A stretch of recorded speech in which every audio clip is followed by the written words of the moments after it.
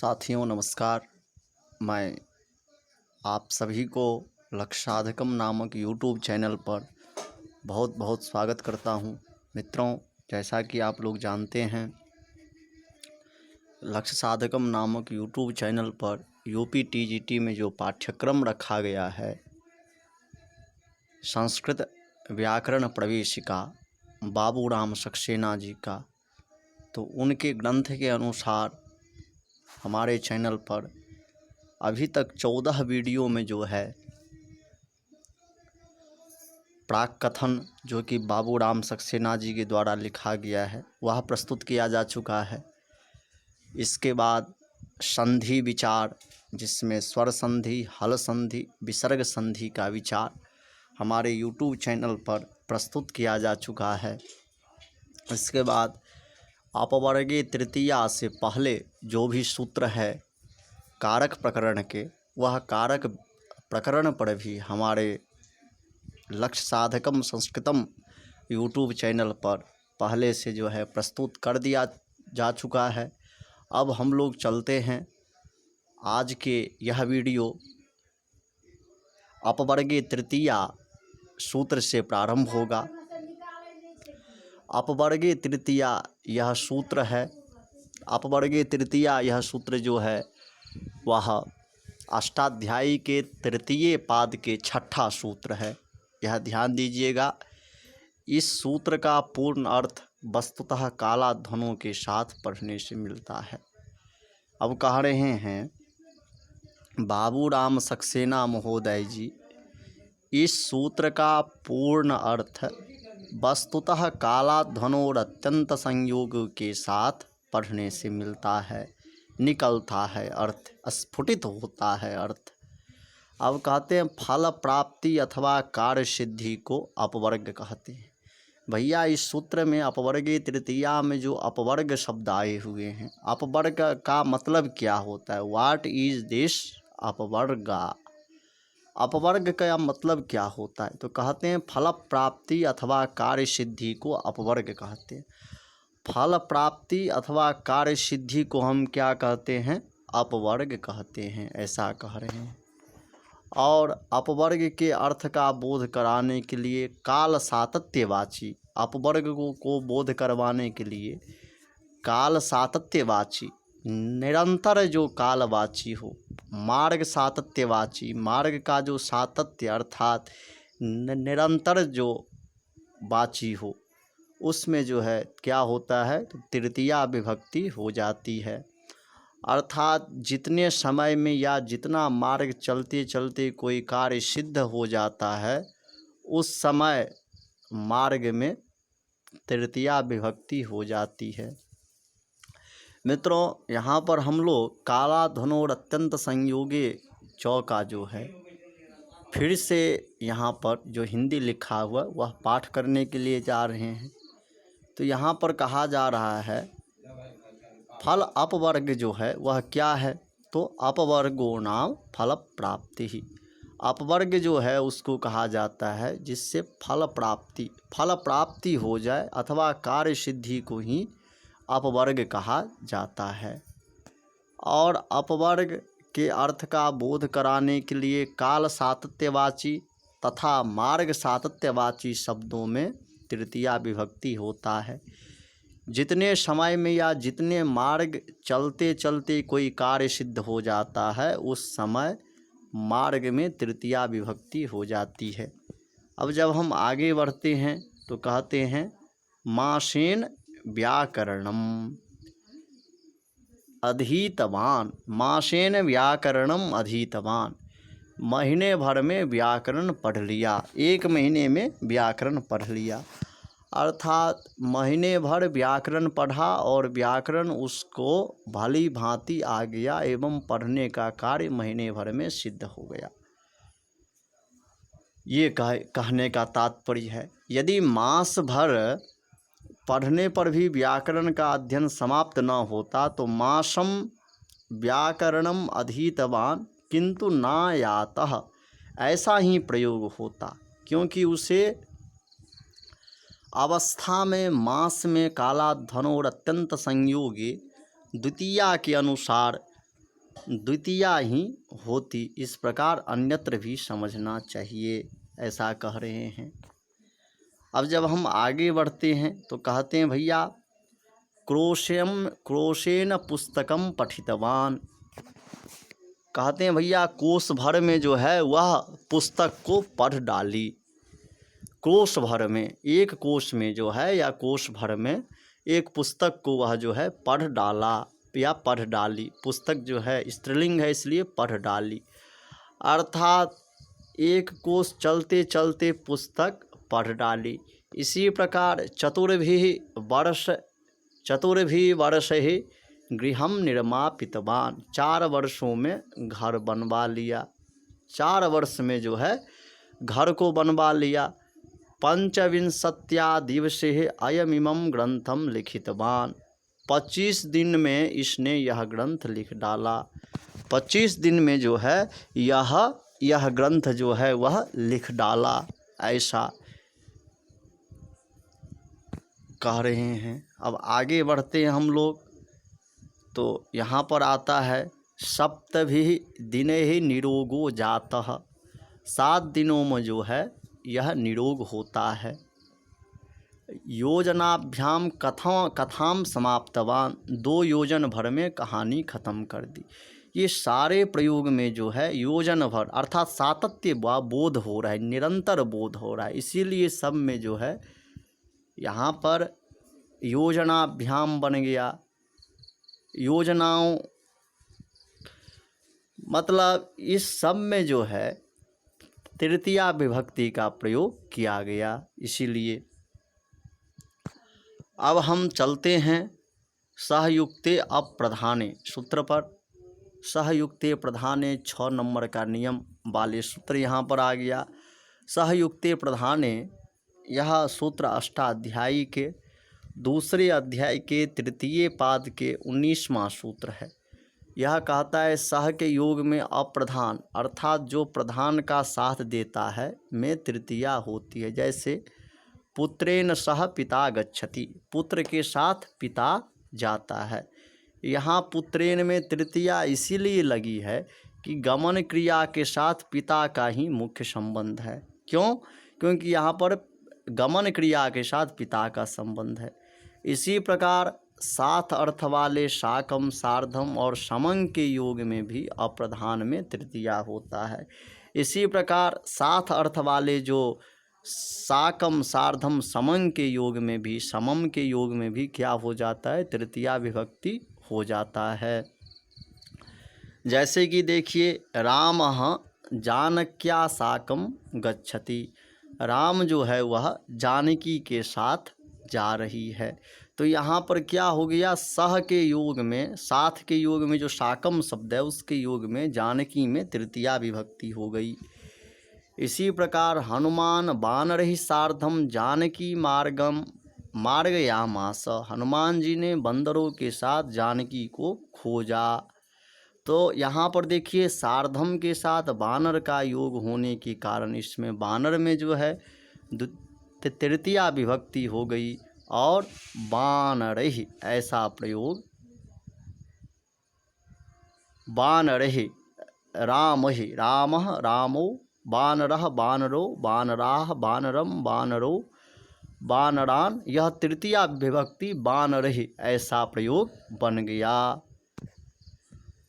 अब जो है कहते हैं भैया उपाध्यायः छात्रैः समं स्नाति, उपाध्याय जी जो हैं वह छात्र के साथ नहाता है। उपाध्याय जी छात्रों के साथ नहाता है। तो यहाँ पर समम साथ के शब्द में है समम, तो समम शब्द रहने के कारण सहयुक्ते अप्रधाने इस सूत्र के द्वारा छात्र में जो है तृतीया विभक्ति हो गया। तो छात्र ही तृतीया विभक्ति के बहुवचन छात्र ही प्रयोग बन गया। उपाध्यायः छात्रैः समं स्नाति ऐसा प्रयोग होकर के आ गया। अब यहाँ पर नोट में लिख रहे हैं कुछ, तो नोट में लिख रहे हैं साथ अर्थात संग आदि के साथ जो शब्द आता है उसमें हिंदी में का जो षष्ठी का स्थानीय लगाया जाता है, किंतु संस्कृत में तृतीया लगाई जाती है। कहते हैं भैया साथ, संग आदि के साथ जो शब्द आता है उसमें हिंदी का जो षष्ठी का स्थानीय है वह लगाया जाता है, किंतु संस्कृत में तृतीया ही लगाई जाती है, ऐसा कह रहे हैं। अब जो है ख नंबर का नियम आ गया, ज नंबर का नियम आ गया। इसमें कह रहे हैं पृथक बिना नानाभिस तृतीयान्य तरश्याम, यह सूत्र आ गया। तो इस सूत्र जो है ध्यान से देखिएगा, यह सूत्र ऐसा है, पृथक विना नानाभिः तृतीयान्य तरश्याम। क्या है सूत्र? पृथक विना नानाभिस् तृतीयान्य तरश्याम, यह सूत्र है। यह सूत्र अष्टाध्यायी के तीसरे पाद के 32वां सूत्र है। इस सूत्र के द्वारा कहा जा रहा है पृथक अर्थात अलग, बिना नाना शब्दों के साथ तृतीया, द्वितीया तथा पंचमी विभक्तियों में से कोई एक हो सकती है। कहते हैं भैया पृथक बिना नाना शब्दों के साथ जो है तृतीया, द्वितीया तथा पंचमी विभक्तियों में से कोई एक सा विभक्ति आप कर सकते हो, अर्थात पृथक के साथ आप तृतीया, द्वितीया, पंचमी में से कोई सा भी विभक्ति करने में आप स्वतंत्र हो, जो आप इच्छा वो कर ले। बिना के साथ, नाना के साथ तृतीया, द्वितीया, पंचमी विभक्ति करने में आप सहज हैं, आपकी जो इच्छा हो आप कर सकते हैं, ऐसा कह रहे हैं। रामेण रामम रामाद बिना दशरथो ना जीवत, राम के बिना दशरथ नहीं जिए। यहाँ पर बिना शब्द के योग में देखिए तीनों विभक्तियों का प्रयोग किया गया है। रामेण का भी होगा रामेण बिना दशरथम ना जीवत, रामम बिना दशरथो ना जीवत, रामाद बिना दशरथो ना जीवत। ये कोई भी प्रयोग आप काट नहीं सकते हो, तीनों शुद्ध होगा। पृथक बिना नानाभिस तृतीयान्य तरस्याम, च सूत्र के द्वारा ये तीनों प्रयोग शुद्ध है, ऐसा कह रहे हैं। अब जो है श्लोक आ गया, सीता 14 वर्षाणि समम रामेण रामाद्वा पृथुगुवास। सीता जो है 14 वर्ष तक रामम रामेण रामाद्वा, रामेण रामाद, इनके साथ जो है पृथक वास किया। अब यहाँ पर पृथक शब्द के साथ में भी द्वितीया, तृतीया, पंचमी विभक्ति का प्रयोग होता है, ऐसा कह रहे हैं। जलम जलेन जलाद बिना कमलम स्थातुम न शक्नोति, यहाँ पर बिना के योग में तीनों विभक्तियाँ हो रहा है, यह दिखा रहे हैं। अर्थात जल के बिना कमल ठहर नहीं सकता है। जलम जलेन जलाद बिना कमलम स्थातुम न शक्नोति, ऐसा प्रयोग आ गया। एवं साकम सार्धम समम योगेपि, ऐसा पाणिनीय सूत्र में पाठ किया गया है, पाणिनीय सूत्र है यह। एवं साकम सार्ध समम योगेपि, सिद्धांत कौमुदी में ऐसा कहा गया है। अब हम लोग षष्ठ सोपान में प्रवेश करे ही हुए हैं। उसमें जो है बिना के योग में नाना, बिना, पृथक इत्यादि के योग में जो विभक्तियां होता है वह पढ़ रहे हैं।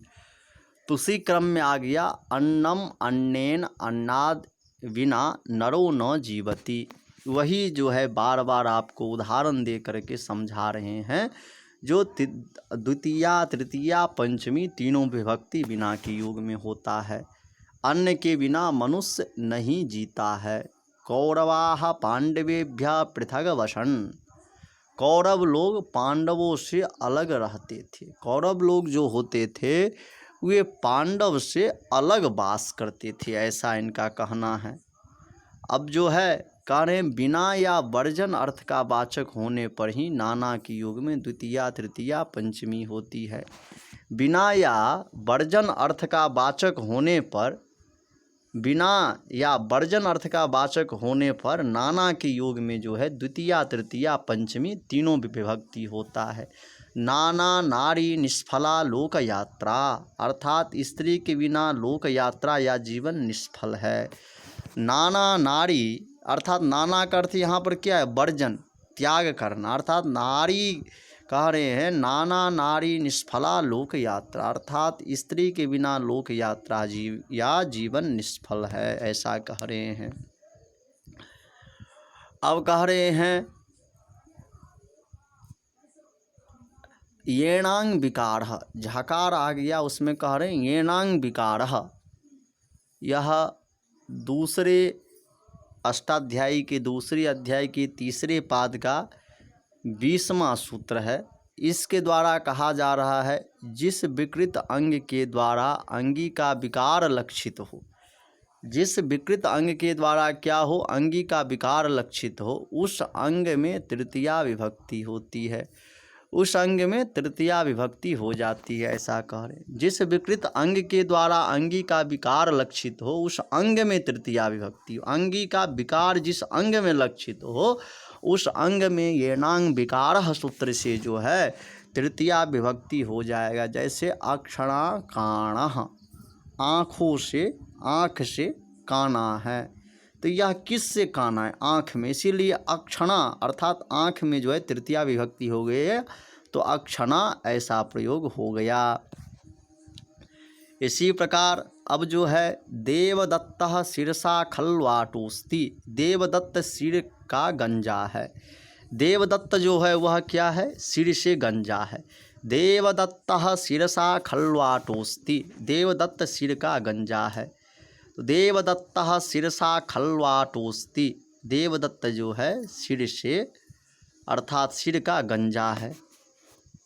यहाँ पर जो है सिर के द्वारा उसका क्या हो रहा है, कानत्व बोध हो रहा है, अंग विकार बोधित हो रहा, इसलिए सिर में क्या हो गया, तृतीया विभक्ति हो गया। गिरधरः कर्णेन बधिरः, गिरधर कान से बह रहा है। भैया किस से बह रहा है, तो कान से बह रहा है, इसलिए कर्ण में क्या हो गया, तृतीया हो करके कर्णेन ऐसा प्रयोग बन गया, कर्णेन ऐसा प्रयोग बन गया। रमेशः पादेन खंजः, रमेश जो है वह पैर से लंगड़ा है। रमेश क्या है, पैर से लंगड़ा है, तो रमेश पैर का लंगड़ा है। तो पादेन खंजः क्या हो जाएगा, पाद शब्द से जो जिस अंग में विकार हो उसमें तृतीया होता है। तो किस से लंगड़ा है, पैर से लंगड़ा है, इसमें इसीलिए क्या हो गया, पाद में जो है येनांग विकार से यहाँ पर तृतीया विभक्ति हो गई। सुरेशः कट्या कुब्जः, सुरेश कमर का कुबड़ा है।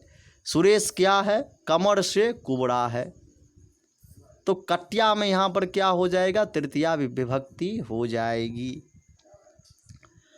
अब यहाँ पर हम लोग चलते हैं, कहते हैं यहाँ भी हिंदी के का के स्थान में संस्कृत में तृतीया का प्रयोग होता है। यहाँ भी हिंदी के का के स्थान में संस्कृत में तृतीया अर्थात से का प्रयोग होता है। अब करें नोट, यहाँ पर ध्यान रखिएगा, विकार का आरोप होने पर ही तृतीया होगी। विकार जब उत्पन्न होगा, विकार जिस अंग में होगा तभी तृतीया होगी, अन्यथा तृतीया नहीं होगी। जैसे यदि साधारणतः उसकी आँख कानी है, साधारणतः उनकी आँख कानी है, ऐसा अर्थ प्रकट करना हो तो अक्षिकानम अस्य ऐसा ही प्रयोग होगा, तब वहाँ पर क्या हो जाएगा, अक्षिकानम, अक्षि आँख से काना है, ऐसा प्रयोग हो जाएगा। ये आपको दिखा रहे, तब वहाँ पर जो है तृतीया विभक्ति नहीं होगा, ऐसा कह रहे हैं। अब आ गया तुल्यार्थे रतुलोपमाभ्याम तृतीयान्यतरस्याम, कह रहे हैं भैया तुला तथा उपमा इन दो शब्दों को छोड़कर शेष सब तुल्य, समान, बराबर का अर्थ बताने वाले शब्दों के साथ तृतीया अथवा षष्ठी होती है।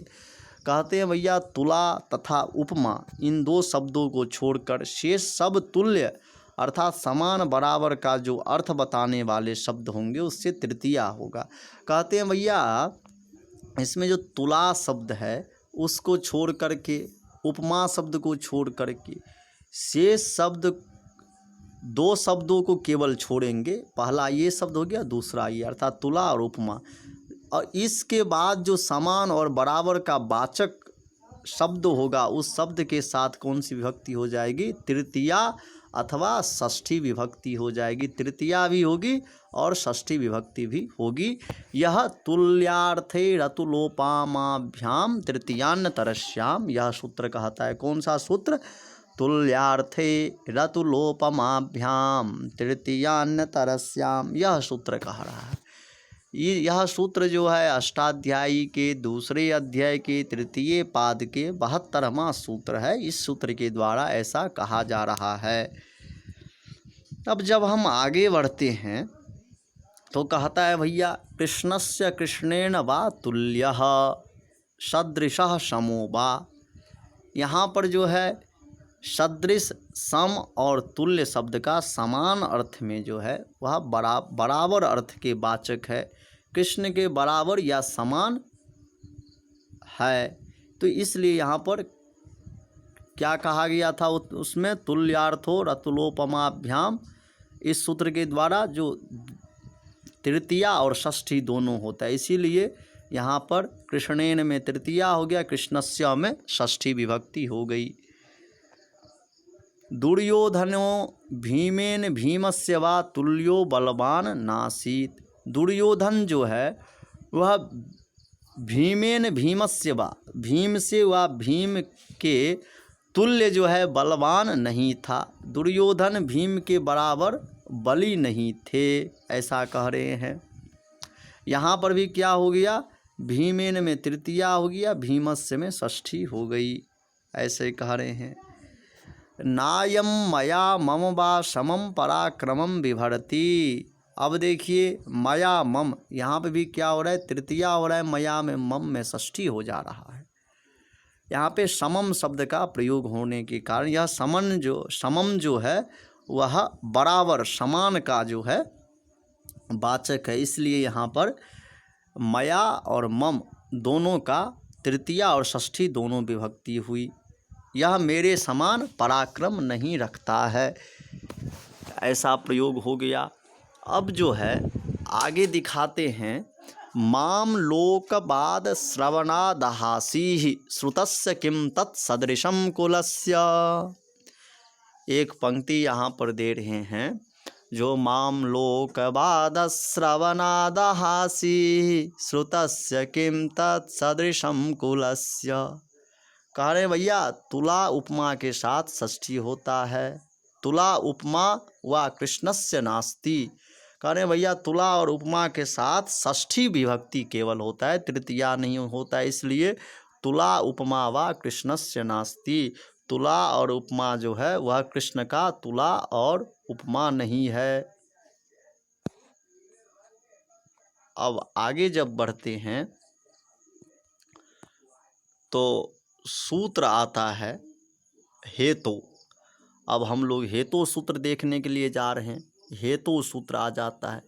हेतु सूत्र में कहा जा रहा है, यह अष्टाध्यायी के दूसरे अध्याय के तृतीय पाद के 23वां सूत्र है। यह हेतु सूत्र, जिस कारण या प्रयोजन से कोई कार्य किया जाता है या होता है तो उसमें तृतीया विभक्ति होती है। जिस कारण या प्रयोजन से कोई कार्य किया जाता है या होता है तो उसमें कौन सा विभक्ति होती है, तो तृतीया विभक्ति। जिस कारण से या प्रयोजन से कोई कार्य सिद्ध होता है तो उसमें क्या हो जाता है, तृतीया विभक्ति हो जाता है हेतु सूत्र से। अब कह रहे हैं भैया पुण्येन दृष्टो हरि ही, पुण्य के कारण हरि दिखाई पड़े। पुण्य के कारण क्या हुआ, हरि का दर्शन हुआ, हरि हमें दिखाई दिए। अध्ययनेन वसति, अध्ययन के द्वारा वास करता है, अध्ययन के प्रयोजन से रहता है। तो किन के प्रयोजन से, अध्ययन के प्रयोजन से, इसीलिए जो है अध्ययन में क्या हो गया, तृतीया विभक्ति हो गई। इसी प्रकार पुण्य के कारण हरि दिखाई पड़े, तो पुण्येन दृष्टो हरि, पुण्य में जो है यहाँ पर क्या हो गया, तृतीया विभक्ति हो गई, तो पुण्येन ऐसा प्रयोग बन गया। धनम परिश्रमेण भवति, धन जो है परिश्रम से होता है, तो यहाँ पर क्या हो रहा है, प्रयोजन, परिश्रम यदि नहीं करेंगे तो धन नहीं होगा, कारण है यहाँ पर। यदि परिश्रम नहीं करेंगे तो धन नहीं होगा, इसलिए जो है परिश्रम में क्या हो गया, कारण में जो है तृतीया विभक्ति हो गई। अब कहते हैं जो तेनापराधेन दंड्योसी, कहते हैं भैया उस अपराध के कारण तुम दंडनीय हो, उस अपराध के कारण तुम क्या हो, दंडनीय हो। बुद्धि विद्यया वर्धते। कहते हैं भैया बुद्धि जो है विद्या से बढ़ती है। तो किस कारण बढ़ती है? तो विद्या कारण। इसलिए विद्या में क्या हो जाएगा? तृतीया विभक्ति होकर के विद्यया बुद्धि वर्धते, बुद्धि विद्यया वर्धते, ऐसा प्रयोग बन गया। हेतु में कह रहे हैं भैया पंचमी भी होता है। हेतु में तृतीया तो होती ही है, हेतु सूत्र से पंचमी भी होता है। जैसे देखिए श्लोक दे रहे हैं आपको, विद्या ददाति विनयम विनयात याति पात्रताम। यहाँ पे देखिए विनयाद में पंचमी हुई है। पात्रत्वाद धनमाप्नोति, पात्रत्वाद में भी पंचमी हुआ है। धनाद धर्मम ततः सुखम, धन से जो है आप धर्म और फिर आपको सुख मिलेगा। तो धनाद में भी यहाँ पर पंचमी विभक्ति के सारे उदाहरण हैं। प्रजानाम विनयाद धानात् रक्षणाद भरणादपि सपिता पितरस्तासाम केवल जन्म हेतवः। सर्वद्रव्येषु विद्यैव द्रव्यमाहुरनुत्तमम् आहार्यत्वादनर्घ्यत्वात् दक्षयत्वाच्च सर्वदा। अब देखिए इस श्लोक में एक बार फिर से सुन लीजिए। विद्या ददाति विनयम विनयात् याति पात्रताम पात्रत्वात् धनमाप्नोति धनात् धर्मं ततः सुखम। प्रजानां विनयात् धानात् रक्षणात् भरणादपि सपिता पितरस्तासां केवलं जन्म हेतवः। सर्वद्रव्येषु विद्यैव द्रव्यमाहुरनुत्तमम् आहार्यत्वादनर्घ्यत्वाद् अक्षयत्वाच्च सर्वदा। अब यहाँ पर देखिए विद्या ददाति विनयम, विनयाद यहाँ पे भी पंचमी हो रहा है, पात्रत्वाद में पंचमी। ये सारे पंचमी का उदाहरण आपके सामने प्रस्तुत कर रहा है। हो सकता है आपके सामने यह श्लोक जो है परीक्षा में प्रस्तुत कर दिया जाए। विद्या ददाति विनयम विनयाद याति पात्रता, इसमें जो है पंचमी किस कारण हुआ? तो यहाँ पर हेतु है, हेतु के कारण यहाँ पर पंचमी हो गया, ये आपको कहना है। पात्रत्वाद, यहाँ पे भी हेतु कारण के कारण जो है पात्रत्वाद में पंचमी विभक्ति हुई। इसी प्रकार धनाद, इसमें भी हेतु होने के कारण पंचमी हो गया। विनयाद धानाद, विनया आधानाद, इसमें भी पंचमी हुई है। भरणाद में भी पंचमी हुई है हेतु के कारण। हेतु होने पर पंचमी, केवल तृतीया ही नहीं होता है, पंचमी भी होता है, जैसा कि इस श्लोक में आपको उदाहरण दिया गया है। सर्वद्रव्येषु विद्येव द्रव्यमाहुरनुत्तमम् आहार्यत्वाद, आहार्यत्वाद में भी पंचमी हुआ है। अनर्घ्यत्वाद में भी पंचमी हुआ है। सर्वदा, ऐसा कह रहे हैं। अब जो हैं दिखा रहे हैं, यथा प्रहलादनाचंद्र प्रतापात्तपनो यथा तथैव शोभूदन्वयोर्थो राजा प्रकृतिरंजनात्।